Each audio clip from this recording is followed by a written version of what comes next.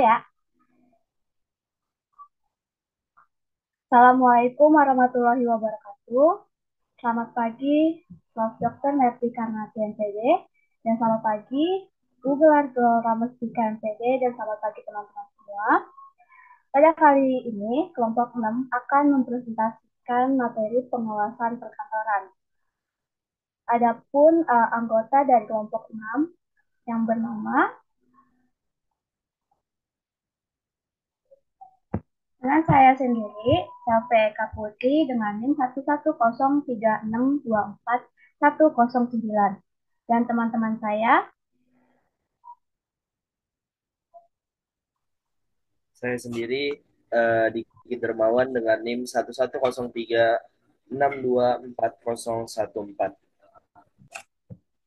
Dan saya Meidi Marhama dengan NIM 11036240205. Dan saya Kaizia Zahrani Nurfaiza dengan NIM 11036240069. baiklah, tanpa berlama-lama lagi, mari kita mempresentasikan materi pengawasan kantoran.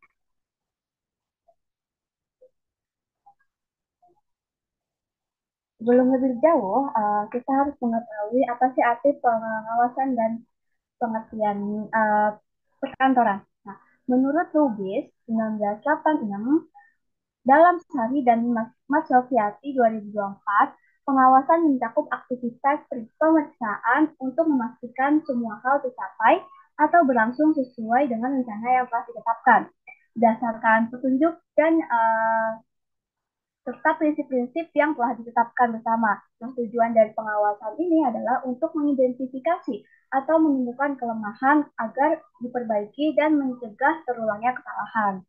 Nah, pengertian perkantoran sendiri memiliki definisi sebagai fasilitas yang mendukung aktivitas penyampaian informasi untuk membantu pegawai yang mengelola serta bertujuan untuk meningkatkan kepuasan pelanggan.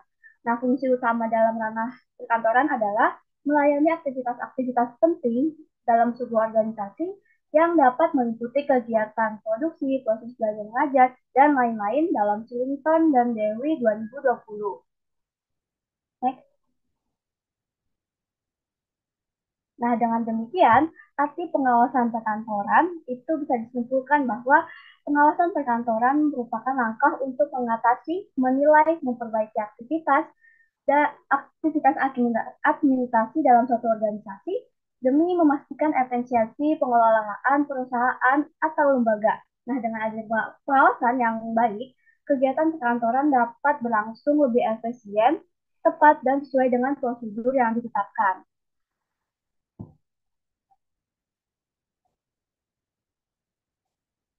Adapun fungsi dan manfaat dari pengawasan perkantoran yang pertama itu fungsi. Fungsi pengawasan kantoran yang pertama itu memperkuat rasa kewajiban terhadap para penjabat yang diberikan tugas dan kekuasaan. Yang kedua itu mengajarkan para penjabat agar mereka melakukan tugasnya sesuai dengan tata cara yang telah ditetapkan. Selanjutnya itu untuk menghindari terjadinya penyimpangan, kelalaian, dan kecurangan supaya tidak menimbulkan kerugian yang tidak diharapkan. Selanjutnya itu ada untuk mengatasi kesalahan dan penyimpangan agar pelaksanaan tidak terganggu dan tidak memboroskan sumber daya. Nah, selanjutnya itu ada manfaat pengawasan perkantoran. Menurut Google 2021, yang pertama itu untuk membantu karyawan dalam meningkatkan efisiensi karena mereka menyadari pentingnya kualitas yang dihasilkan. Selanjutnya itu untuk mendukung upaya untuk mengoptimalkan keuntungan yang akan diperoleh oleh organisasi. Selanjutnya itu untuk menawarkan alat untuk mengukur produktivitas karyawan atau aktivitas yang bersifat objektif bagi organisasi. Selanjutnya itu ada menemukan beberapa faktor yang menyebabkan ketidaksesuaian dari rencana dan hasil yang sebenarnya yang ingin dicapai serta memudahkan perubahannya. Selanjutnya itu untuk mendukung pencapaian kinerja suatu dengan standar atau tenggat yang ditentukan. Next. Dalam pengawasan perkantoran, dalamnya itu ada sistem perkantoran. Apa sih sistem perkantoran itu? Nah, sistem perkantoran merupakan serangkaian langkah kerja yang menjadi patokan aturan atau tata kerja dalam menyelesaikan tugas di suatu kantor. Nah, dari penjelasan ini terlihat bahwa sistem perkantoran terdiri dari berbagai prosedur untuk menyelesaikan pekerjaan. Dengan adanya sistem perkantoran, kata tersebut akan terstruktur. Setiap pegawai kantor dapat bekerja sesuai dengan pedoman pedoman tersebut. Menurut Sillington dan Dewi 2020. Nah, dalam sistem perkantoran dalam konteks pendidikan, sistem perkantoran berperan penting dalam mendukung kelancaran operasional sekolah dan pencapaian tujuan pendidikan. Dalam ranah pengelolaan, sistem perkantoran berfungsi sebagai elemen penting dalam perencanaan yang dijalankan oleh pemimpin untuk menjamin bahwa setiap tanggung jawab dapat dilaksanakan dengan baik. Lalu, dengan adanya sistem yang terorganisir, kinerja antar karyawan dapat berlangsung dengan baik serta mengurangi kemungkinan terjadinya kesalahan dalam proses kerja. Next. Dalam sistem perkantoran, adapun prosedur perkantoran. Nah, prosedur perkantoran ini merupakan kumpulan langkah atau cara yang ditentukan untuk menyelesaikan suatu tugas dengan sistematis. Setiap instansi memiliki prosedur yang dirancang sesuai dengan kebutuhan organisasi agar pekerjaannya dapat dilaksanakan dengan efisien. Adapun contoh prosedur perkantoran. Yang pertama itu prosedur surat menyurat dan administrasi dokumen. Di sini contohnya itu mengatur cara membuat, menerima, mencatat, mendistribusikan, dan menyimpan surat serta dokumen agar tertib dan mudah ditelusuri. Yang kedua itu ada prosedur pengelolaan arsip dan data perusahaan dengan menentukan langkah-langkah penyimpanan, pengamanan, dan permusnahan arsip serta data perusahaan agar terjaga kerahasiaannya dan tersedia saat dibutuhkan. Yang ketiga itu ada komunikasi internal dan eksternal. Di sini contoh prosedurnya itu mengatur alur penukaran informasi antar pegawai internal dengan pihak luar seperti klien atau mitra untuk menjaga efektivitas dan profesionalisme komunikasi.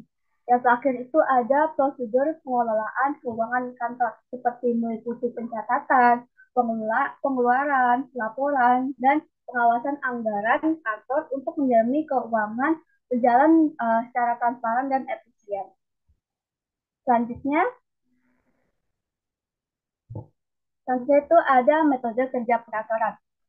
Metode kerja kantor adalah cara atau teknik yang diterapkan untuk menyelesaikan tugas-tugas kantor dengan efisien. Metode ini terkait dengan sistem teknologi yang digunakan seperti software, pengelolaan dokumen, atau sistem komunikasi yang berbasis digital. Adapun metode kerja dalam sistem perkantoran. Yang pertama itu penggunaan sistem digital dalam pengasipan dokumen. Di sini mengandalkan teknologi seperti cloud storage atau database digital untuk penyimpanan dan mengelola dokumen agar pencariannya dan pengaksesan data itu lebih cepat dan efisien. Yang kedua itu implementasi Enterprise Resource Planning atau ERP. Nah, di sini tuh seperti menggunakan sistem terpadu untuk mengelola berbagai aspek keuangan seperti anggaran, laporan, dan transaksi secara terkoordinasi dalam suatu platform. Yang ketiga itu ada penggunaan perangkat lunak komunikasi seperti email dan aplikasi kolaborasi kerja seperti pemanfaatan alat digital email, Zoom, Microsoft Teams, atau Slack untuk memfasilitasi komunikasi dan kolaborasi antar pegawai, terutama dalam kerja jarak jauh atau lintas divisi.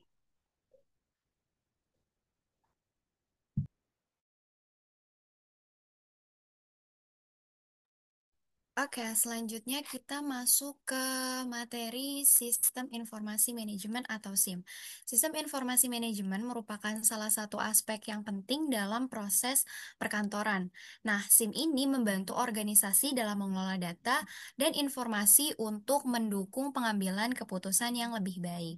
Nah, SIM ini itu adalah sebuah sistem yang terintegrasi yang menggabungkan teknologi informasi dengan proses seperti untuk mengumpulkan data, memproses, menyimpan, dan juga mendistribusikan informasi guna mendukung pengambilan keputusan daripada manajemen agar lebih efektif lagi.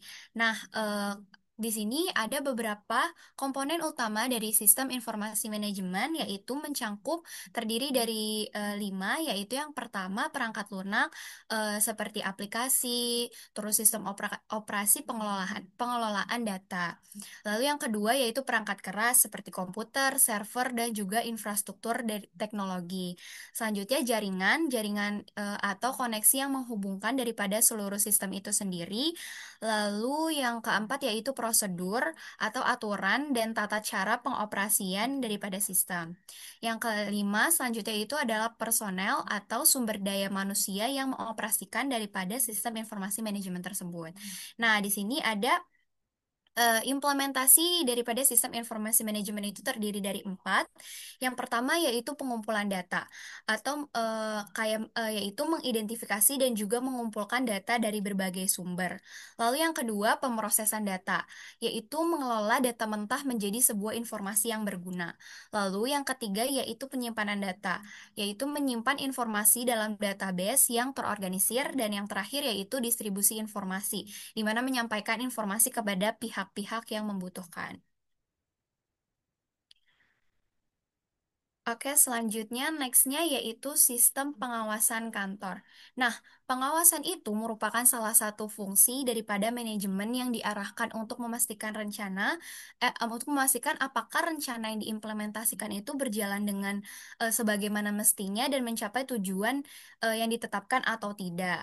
Nah, dari sistem pengawasan perkantoran ini dibagi menjadi tiga, yaitu yang pertama yaitu pengawasan preventif.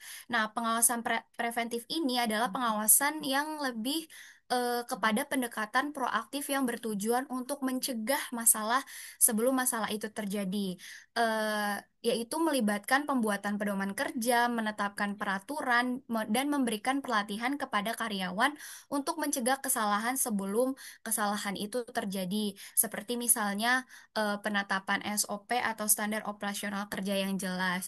Terus juga sistem apa namanya peraturan kerja itu komprehensif. Terus program pelatihan karyawan juga bertujuan untuk meningkatkan kompetensi daripada karyawan itu sendiri.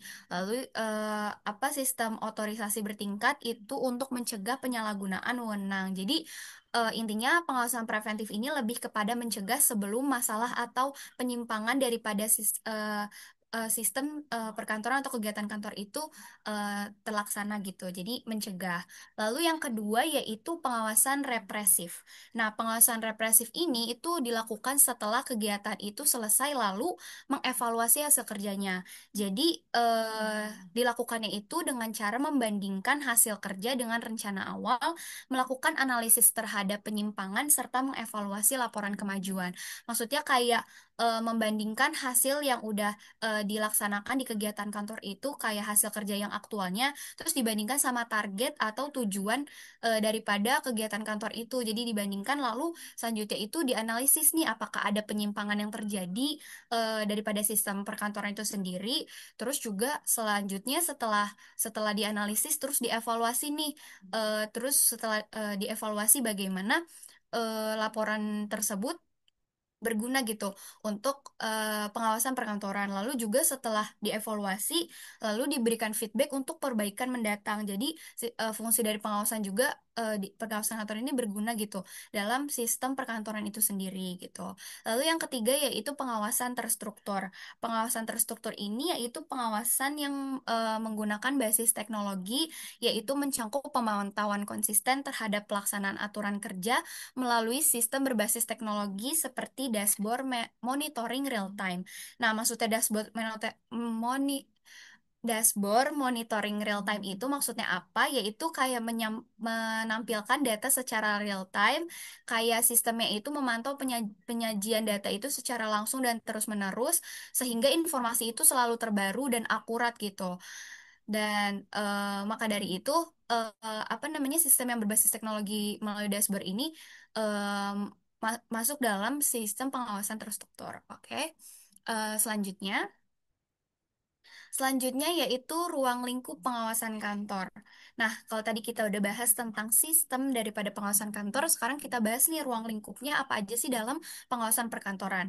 Nah, dapat dikatakan bahwa ruang lingkup pengawasan perkantoran juga merupakan pengawasan yang dilakukan dalam kegiatan kantor atau proses berjalannya kegiatan perkantoran. Jadi, ruang lingkup administrasi perkantoran itu mencakup kegiatan daripada kantor itu sendiri dan juga fasilitas sarana fasilitas yang ada di perkantoran.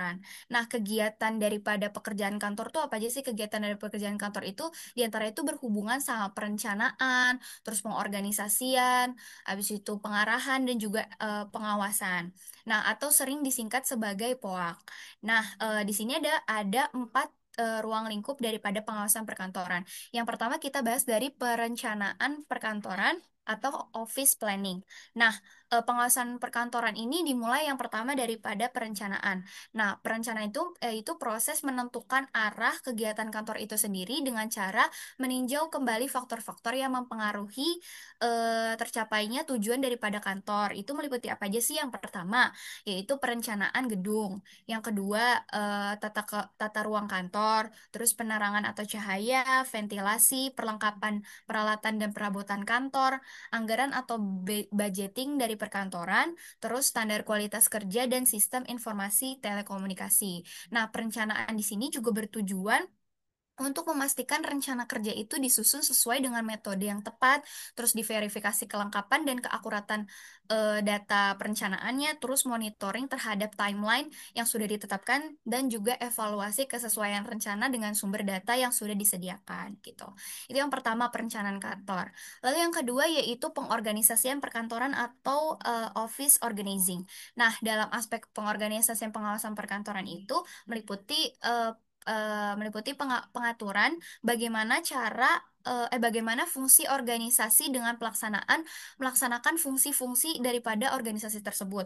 Maksudnya gimana? Itu meliputi diantaranya yang pertama, yaitu pembagian tugas dan pekerjaan agar lebih efisien dalam organisasi perusahaan. Lalu yang kedua, memelihara hubungan kerja yang baik dengan atasan ataupun bawahan. Lalu yang ketiga, penyediaan peralatan atau perlengkapan yang tepat sesuai dengan jenis pekerjaan untuk memudahkan karyawan melakukan pekerjaan. Jadi untuk efisiensi dan efektivitas gitu. Jadi kalau pengorganisasian kantor itu gimana caranya melaksanakan fungsi-fungsi daripada kantor itu sendiri. Lalu nextnya yang ketiga yaitu pengarahan perkantoran atau office actuating. Nah, ini mencakup suatu kegiatan untuk meningkatkan efektivitas dan juga efisien kerja secara maksimal sesuai dengan target dan sasaran yang ditentukan, serta untuk menciptakan lingkungan kerja yang sehat dan dinamis. Nah, pengarahan perkantoran itu meliputi apa aja? Yang pertama, yaitu penggunaan teknik yang efektif dalam melakukan pengawasan terhadap bawahan. Yang kedua, menggunakan teknik yang efektif dalam memberikan motivasi terhadap bawahan. Terus yang keempat, memberikan bantuan kepada karyawan dalam memecahkan masalah ketika karyawan tersebut mengalami kesulitan dalam melakukan pekerjaan atau kegiatan kantor tersebut. Lalu yang keempat, penyatuan visi dan misi karyawan dalam organisasi sesuai sama tujuan awalnya. Terus yang kelima, perancangan cara komunikasi yang efektif dengan karyawan agar komunikasi antara atasan sama bawahan itu berjalan dengan lancar. Dan yang keenam yaitu penggunaan tolak ukur yang adil terhadap pemberian gaji kepada karyawan. Jadi sesuai sama kapasitas atau apa pekerjaan yang dilakukan sama karyawan tersebut. Lalu yang terakhir atau yang keempat yaitu pengawasan perkantoran yang kita bahas di materi ini. Nah, pengawasan perkantoran itu atau office controlling itu adalah kegiatan yang memastikan bahwa sasaran dan juga hal yang telah direncanakan itu berjalan sesuai dengan harapan atau target tersebut gitu. Nah, objek pengawasan perkantoran itu terdiri dari enam. Yang pertama itu penggunaan peralatan dan perabot kantor. Yang kedua, metode-metode dan standarisasi pekerjaan kantor. Yang ketiga, kualitas pekerjaan kantor. Keempat, pelayanan kantor. Kelima, waktu. Dan yang keenam, biaya perkantoran. Itu dia daripada ruang lingkup pengawasan perkantoran. Jadi ada empat ruang lingkup pengawasan perkantoran. Lalu nextnya yaitu proses pengawasan kantor. Nah, berdasarkan pendapat Casio 2003, ada tiga proses yang harus dilakukan dalam mengontrol pekerjaan kantor. Yang pertama yaitu mengidentifikasi parameter pekerjaan yang akan diawas. Nah, manajer itu dapat melakukannya itu dengan melakukan hal-hal berikut. Yang pertama, penetapan tujuan, yaitu mendefinisikan tujuan secara spesifik apa yang diinginkan. Lalu yang kedua, standar ukuran, yaitu menetapkan kriteria daripada keberhasilan yang secara terukur. Lalu pengukuran itu menentukan metrik dan indikator kerja yang relevan.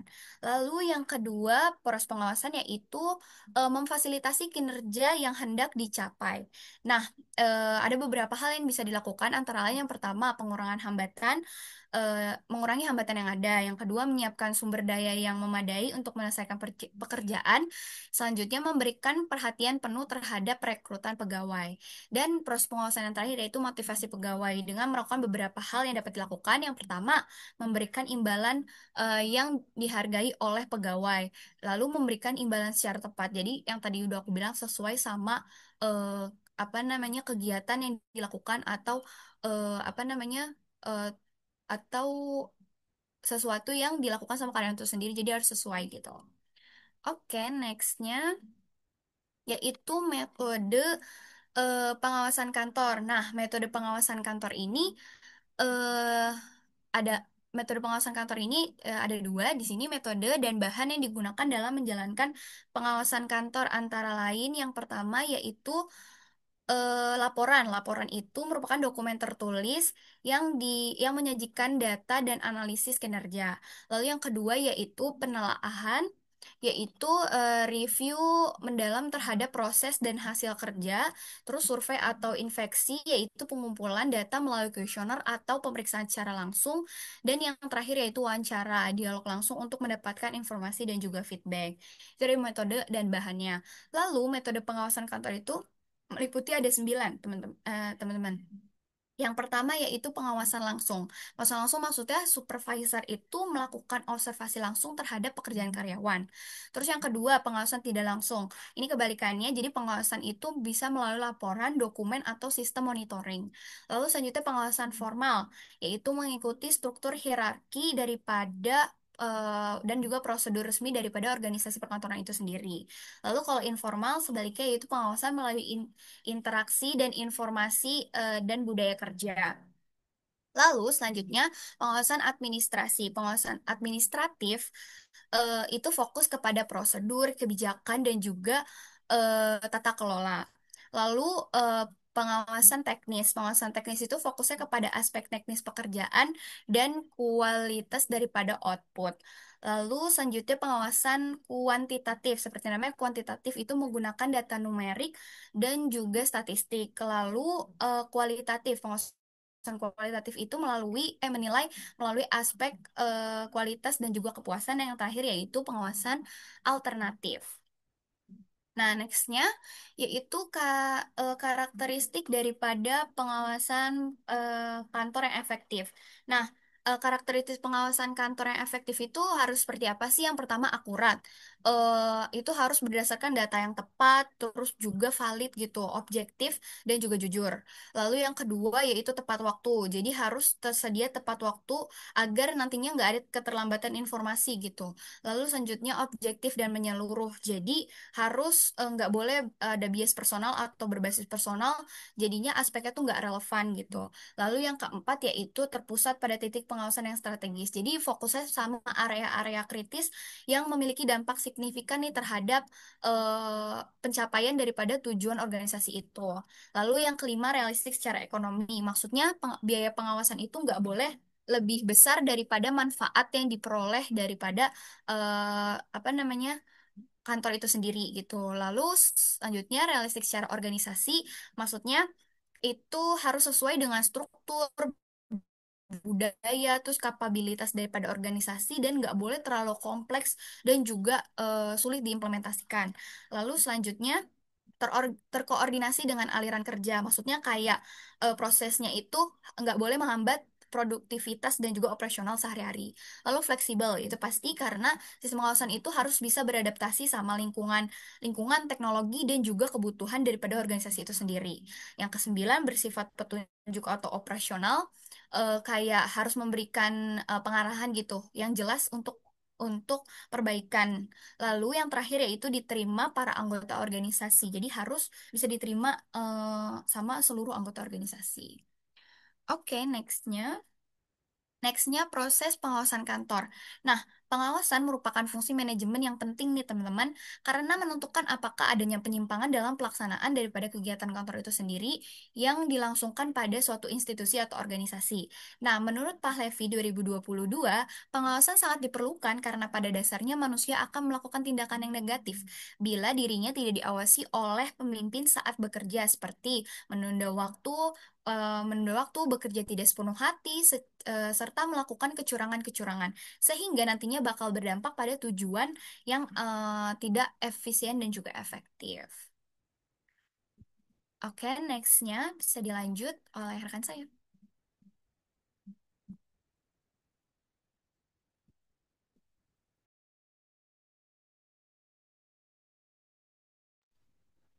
Oke, selanjutnya itu ada penetapan standar pelaksana.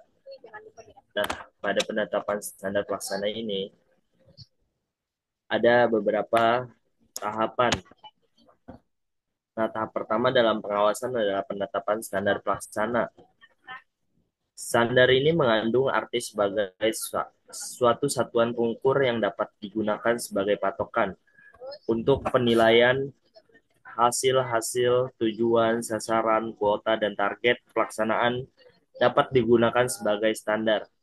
Bentuk standar yang lebih khusus antara lain target penjualan, anggaran, bagian pasar, margin keuntungan, keselamatan kerja, dan sasaran produksi. Nah, tiga bentuk standar yang umum itu ada standar-standar fisik, yang mungkin meliputi kuantitas barang atau jasa, jumlah langganan, atau kualitas produk. Nah, yang selanjutnya itu ada standar-standar moneter yang ditunjukkan dalam rupiah, mencakup biaya penjualan, laba kotor, pendapatan penjualan, dan sejenisnya. Dan yang ketiga itu ada standar waktu.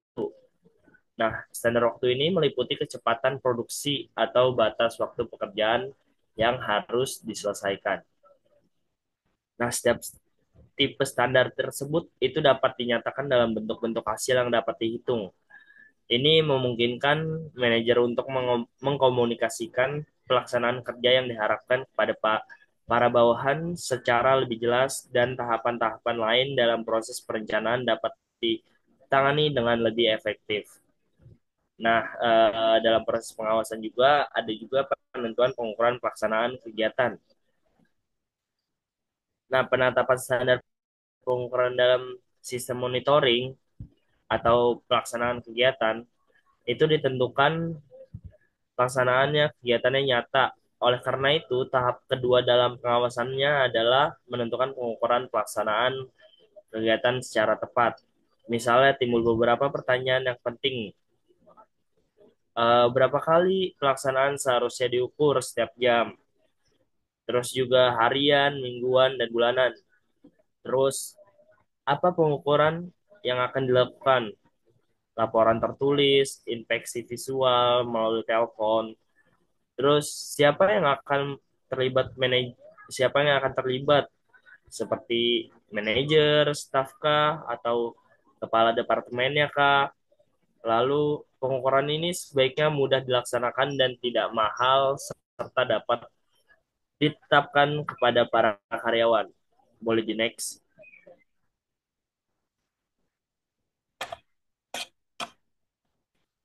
Nah, oke, selanjutnya itu ada pengukuran pelaksanaan kegiatan.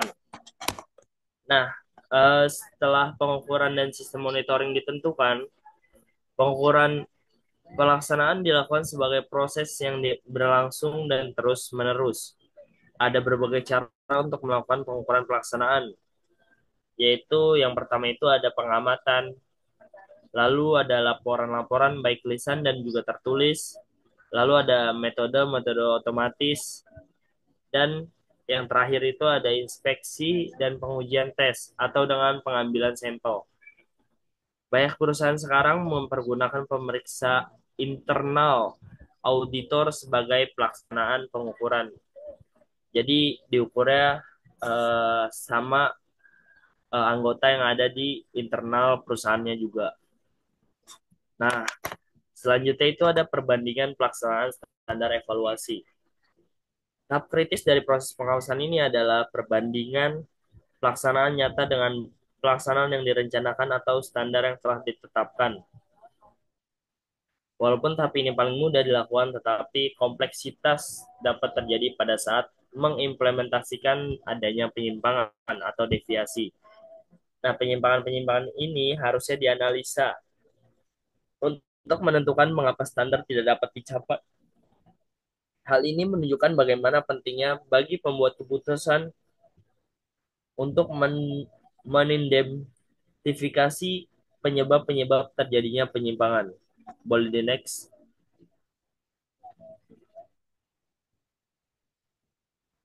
Selanjutnya itu ada yang terakhir dalam proses pengawasan perkantoran, itu ada pengambilan tindakan koreksi bila diperlukan. Nah, bila hasil analisa menunjukkan perlunya tindakan koreksi, maka pada proses pengawasan perkantoran, tindakan ini harus diambil dalam berbagai bentuk. Standarnya mungkin ditambah pelaksanaan diperbaiki, atau keduanya dilakukan bersamaan. Ada beberapa tindakan koreksi yang mungkin terjadi.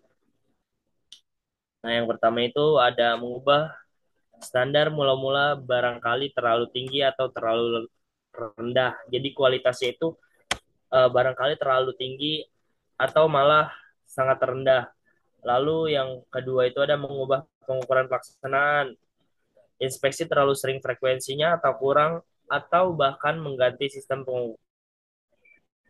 Dan yang terakhir itu ada mengubah cara dalam menganalisa dan menginterpretasikan penyimpangan-penyimpangan yang ada di dalam perkantoran itu sendiri.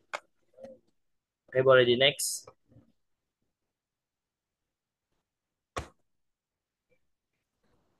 Nah, selanjutnya ini ada pengertian formulir.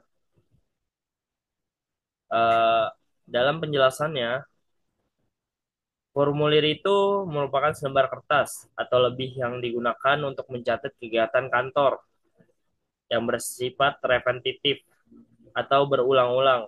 Nah, formulir ini memiliki ciri khas, yaitu dilengkapi dengan instruksi atau pertanyaan mengenai urutan data atau informasi apa saja yang harus diisi atau dilengkapi penggunaannya. Setelah diisi, formulir ini akan diteruskan kepada pihak-pihak yang berkepentingan di lingkungan pendidikan, misalnya bagian tata usaha atau kepala sekolah, yang dimana data dan informasi tersebut akan diolah untuk membuat keputusan atau tindakan selanjutnya. Oke, boleh di next.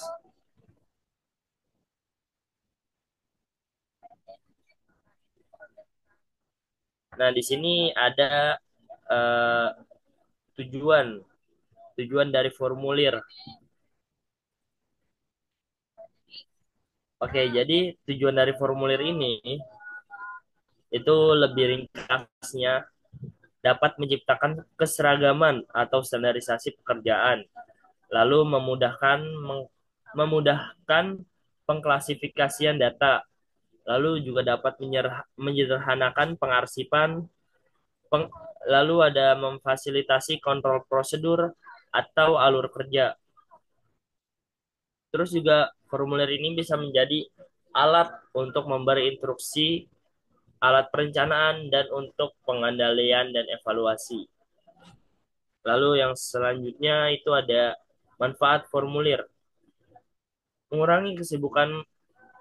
Manfaat formulir ini dapat digunakan atau dapat membantu dalam mengurangi kesibukan menyalin kembali keterangan yang sama.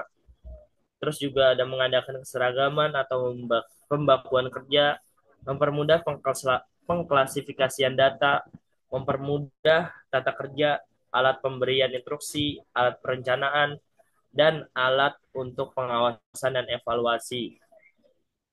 Terus juga selanjutnya ada fungsi dari formulir. Nah, dari sisi fungsi formulir, itu formulir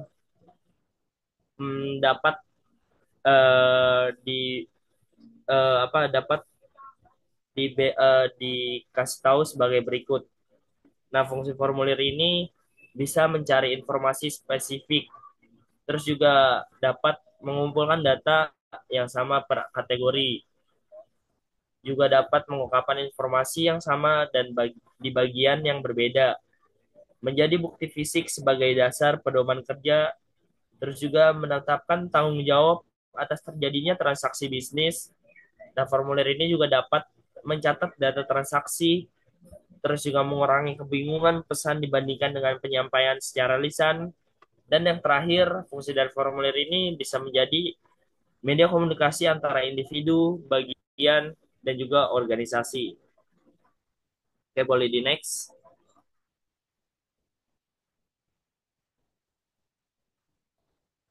Oke, di sini itu ada macam-macam formulir. Nah, formulir ini dapat dibedakan menjadi dua, yaitu formulir internal dan juga formulir eksternal. Dari formulir internal tersebut, pengertiannya formulir internal adalah formulir yang digunakan dalam lingkungan lembaga pendidikan itu sendiri. Artinya, penggunaan ini dan penerimanya informasi dari formulir ini adalah pihak-pihak di dalam internal perkantoran itu tersendiri, seperti sekolah, terus juga kantor-kantor yang ada di berbagai perusahaan. Nah, fungsinya untuk melancarkan komunikasi antara administrasi, antara unit, dan juga bagian atau individu di dalam lembaga tersebut. Next, ada formulir eksternal. Nah, formulir eksternal ini adalah formulir yang dipergunakan untuk berhubungan dengan pihak luar institusi pendidikan. Seperti formulir ini menjadi jembatan antara perkantoran itu sendiri dengan lembaga-lembaga yang ada di luar, seperti perusahaan di luar atau bahkan universitas yang ada di luar. Nah, nextnya itu ada jenis-jenis formulir. Formulir ini dibagi menjadi 5 jenis-jenisnya. Yang pertama itu ada formulir tunggal. Formulir tunggal itu berarti formulir yang hanya berdiri sendiri atau terdiri dari satu lembar. Contohnya itu ada formulir pendaftaran atau biodata yang hanya terdiri dari satu lembar.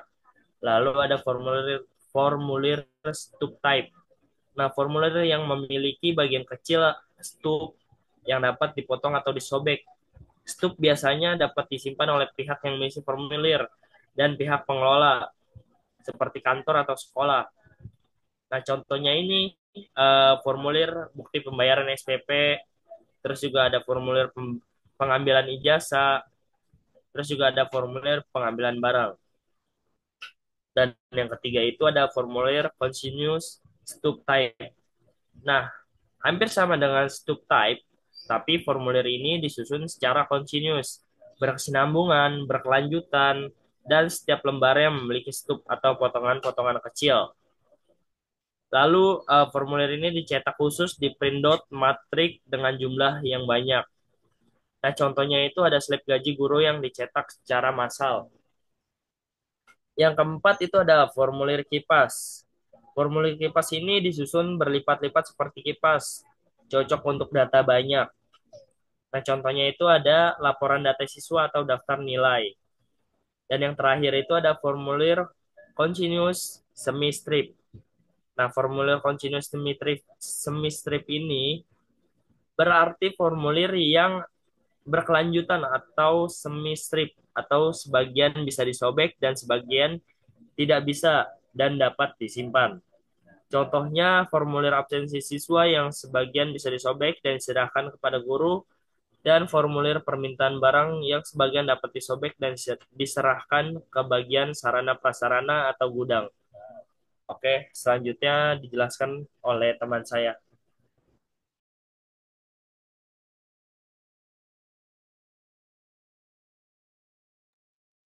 Oke, selanjutnya ada perancang formulir. Nah, setiap sekolah itu sebenarnya memiliki bagian atau pihak yang berbeda-beda dalam merancang formulir.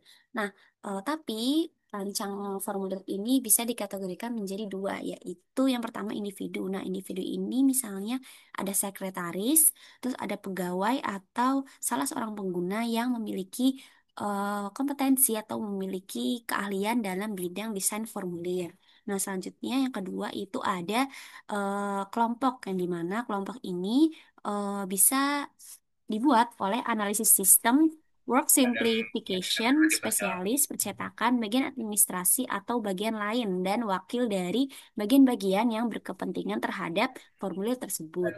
Selanjutnya ada aturan umum dalam merancang formulir. Nah, yang pertama itu formulir harus dapat dipahami dan ditentukan tujuan serta penggunaannya. Yang kedua, desain formulir harus dibuat secara sederhana. Yang ketiga, setiap formulir harus mencantumkan nomor dan nama. Keempat, sebaiknya menggunakan kartu atau ukuran kertas yang standar. Kemudian menggunakan terminologi yang standar dalam instruksi dan disusun dengan urutan yang tepat. Boleh di next?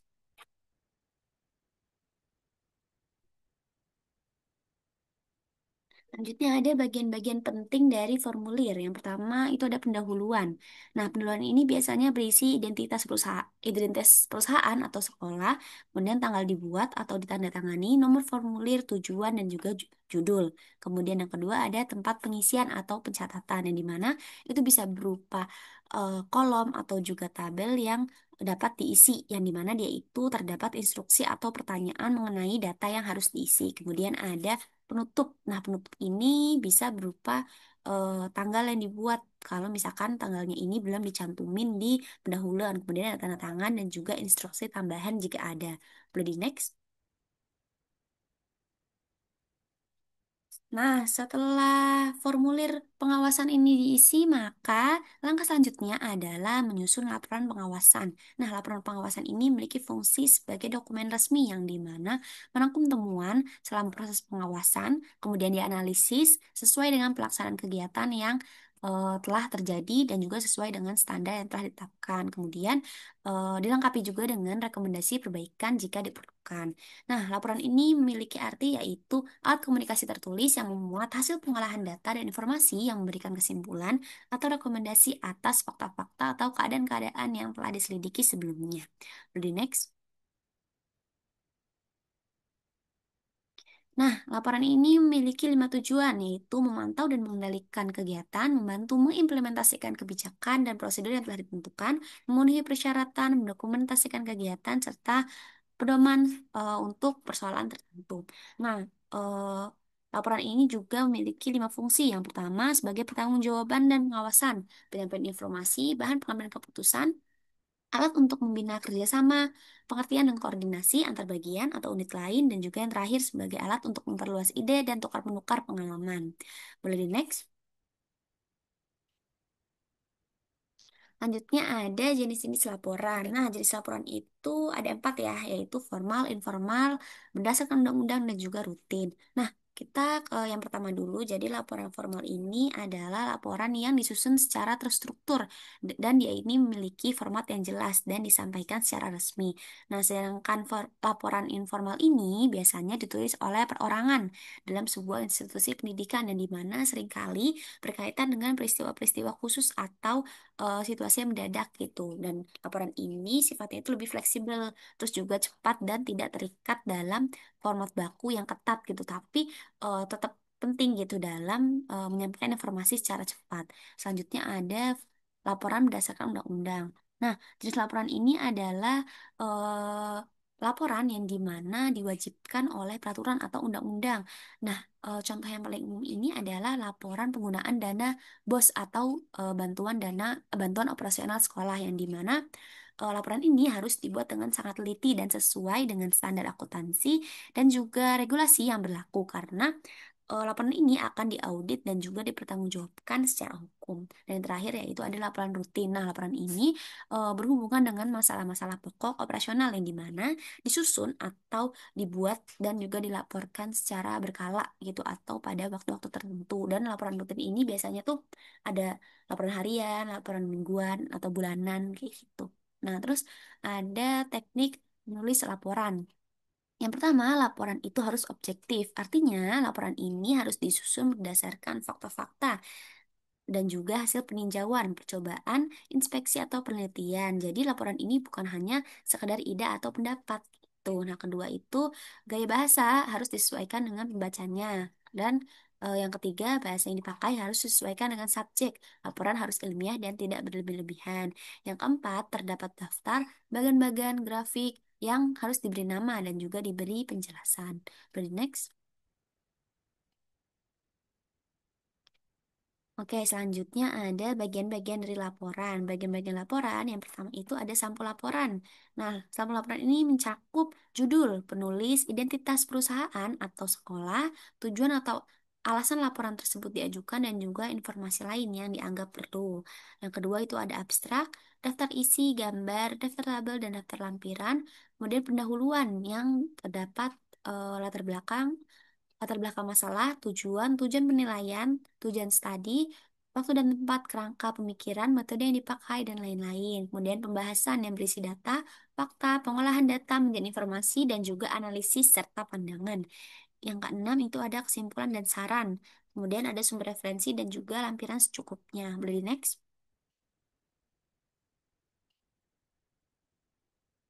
Oke, kemudian yang terakhir ada syarat-syarat penulis laporan. Nah, penulis laporan itu harus memiliki pengetahuan mengenai masalah yang akan dilaporkan. Kemudian penulis ini harus memiliki wewenang untuk mengadakan peninjauan dan juga memiliki kemampuan dalam menganalisis.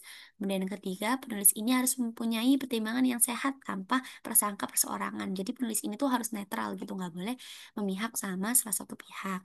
Kemudian penulis ini harus teliti dalam mengemukakan pernyataannya. Yang terakhir, penulis ini harus memiliki pengetahuan tentang teknis menulis laporan. Dan next. Oke, jadi kesimpulan dari presentasi kelompok 6 tentang pengawasan perkantoran Kak. Hari ini yaitu bahwa pengawasan perkantoran merupakan hal yang penting dalam manajemen organisasi atau perkantoran, yang dimana memiliki tujuan untuk memastikan efektivitas dan juga efisiensi operasional. Nah, pengawasan ini juga berfungsi untuk mengendalikan proses kerja secara sistematis, mendeteksi penyimpangan, meningkatkan produktivitas, dan juga sebagai arahan untuk memastikan apakah rencana yang diimplementasikan dapat mencapai tujuan yang telah ditetapkan. Kemudian, formulir dan juga laporan hasil pengawasan merupakan alat yang penting dalam mendokumentasikan dan juga mengevaluasi aktivitas pengawasan. Nah, dengan pengawasan yang tepat, maka kualitas administrasi perkantoran dapat meningkat dan juga dapat mendukung pencapaian tujuan organisasi secara optimal. Seperti itu.